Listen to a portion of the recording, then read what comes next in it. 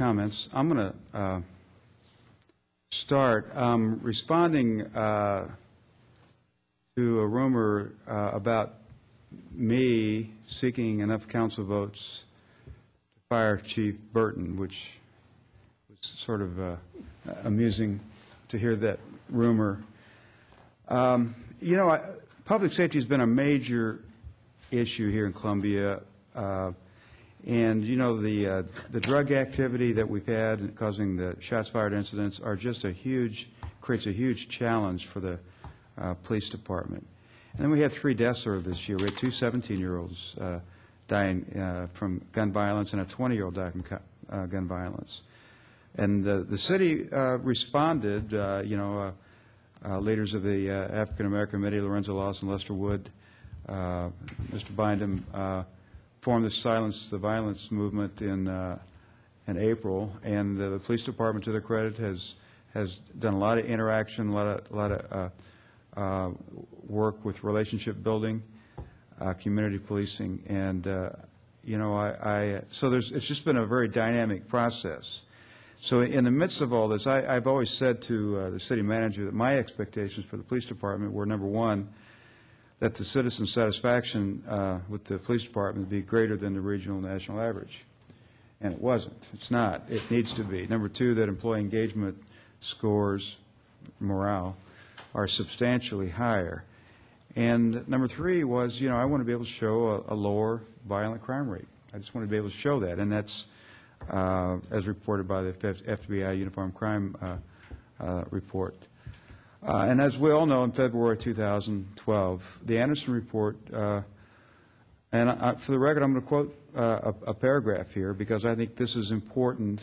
It's important that the community know how engaged we are in public safety. And the Anderson Report states the condition described in the 2006 report by the Center for the Study of Organizational Change, University of Missouri Columbia, Appendix C, have not improved. They've gotten worse. Officer morale is regularly identified as having gotten worse. The supervisory culture is approaching toxicity. Internal communication is confused and inadequate. The departmental mission, vision, and values remain unclear to the majority of the department. Pay for all above sergeant have been adjusted, leaving many sergeants and officers resentful. The new promotional process is generally viewed with suspicion. Rules and regulations are less clear and confusing. The police headquarters continues to be inadequate for its purpose. Training has been reduced to the minimum. So in the face of this, in the face of the highly public Kinlock SWAT team raid, and in the face of taser controversy and controversy, Citizen Police Review Board, welcome to Columbia. And I think part of this, in this mix, we have to look at city policy, too, because we've gone from officers, you know, actually the numbers are 1.58 per thousand to 1.44 per thousand. We have fewer officers per capita. And again, I alluded to the decline in sales tax revenue per capita in constant dollars.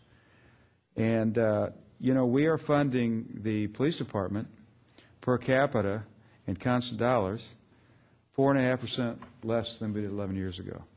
So, I mean, we're just not funding it like we used to. And so the challenge that the city manager and the police chief, he came in as an outside, he was hired from the outside, he was hired as an agent of change. So the challenge the city manager and the police chief had is to deal with a longstanding culture, some citizen dissatisfaction, and not enough funding. Quite a challenge. So the 14-point roadmap from the Anderson report, and we got an email report from the city manager, the city council did in December. This 14-point program is underway. There's a focus involved to it. Recommendation 1 is complete, to review the police chief and senior command staff to determine their leadership and managerial capacity for their offices. Having had the 2006 study at their disposal and confronting the significant number of public departmental failures, their further failure to improve the conditions in the department makes this review vital. It should be conducted in the context of Code and Ordinance of the City of Columbia, Missouri. And that has been completed. Recommendation 6, in order to supplement improved training, reinforce the department's internal justice system, provide speedy interpretation of the ordinance, laws, rules, and regulations of the department, and support officers in the field. An attorney from the law department should be assigned to the police department on a full-time basis. That was done. Recommendation 9, establish and implement a promotion system based on merit and ensure that all employees understand the system. The system should include testing, interviewing that includes human resource personnel, and consideration of past performance. And the last one that's completed is a representative of the city manager should oversee the implementation of the recommendations. And that representative, I understand, is the city manager. So that's a good way to do that. So based on that, and based on a study by Schaff and Macquarie, University of California, Berkeley, November 11, 2010, you know, the more cops you put on the street, the less crime you have. And, you know, it's a study that purports to say that police presence reduces violent crime. And it's the presence, I guess. It's the relationships. It's about being in Douglas Park. It's about being in the neighborhoods. And that's why we need personnel. Now, that's the challenge. Now, I do want to point out the good news. A lot of community involvement, the Silence of Violence movement, the initiatives from the police department, the first 6 months for violent crime, the FBI Uniform Crime Report for 2012 was out for the first 6 months of 2012. And we've had a significant reduction year over year in violent crime. It's gone from 4.89 per thousand to 4.05 per thousand. Now, these are volatile numbers. They are volatile. But this is the first time we've seen a change in the trend line. We are seeing it go down. And these numbers put us at a lower rate than Jeff City, Kirksville, Cape, Springfield, Kansas City, and St. Louis.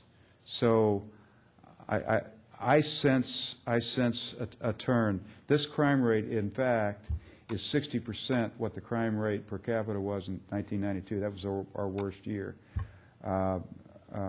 Property crimes are down 50% over those 20 years.